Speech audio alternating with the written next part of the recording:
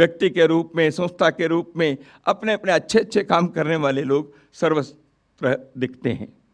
उन सबको एकत्र लाना, भले ही वो एक संगठन में नहीं आएंगे, लेकिन एक दिशा में भारत के लिए हम सब मिलकर अपने अपने क्षेत्र में अद्भुत कार्य करके अपने इस पीढ़ी में भारत को विश्ववंद्य, विश्वमित्र, विश्वगुरु बनाने के संकल्प को पूरा करने के लिए सज्जन शक्ति को उस प्रकार जोड़ने का कार्य है।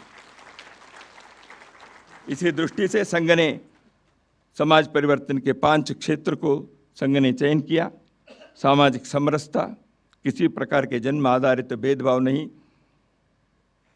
पर्यावरण के संरक्षण, परिवार प्रबोधन, प्रत्येक परिवार में, कुटुंब में वहाँ के लोग जीवन मूल्यों के आधार पर जिए, सद्गुणों के एक केंद्र प्रत्येक परिवार बने, अगली पीढ़ी को देश समाज के लिए कार्य करना, अपने जीवन को भी सुखी आनंद बनाना, लेकिन सच्चारित्र के आधार पर, सद्गुणों के आधार पर, जीवन मूल्यों के आधार पर करें। इस दृष्टि से प्रत्येक परिवार को इस दृष्टि से तैयार करना।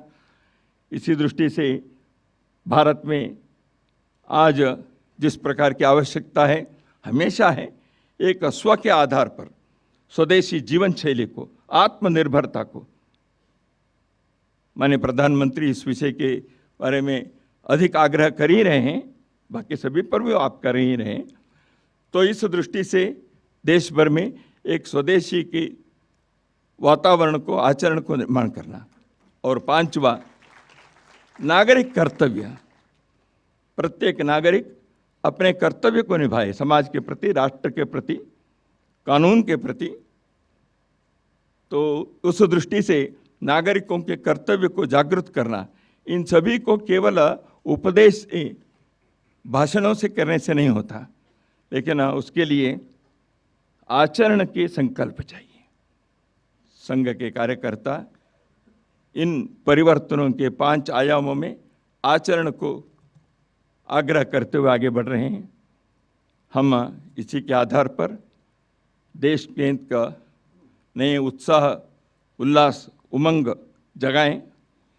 भारत को विश्ववंद्य बनाने के लिए हम आगे बढ़ें।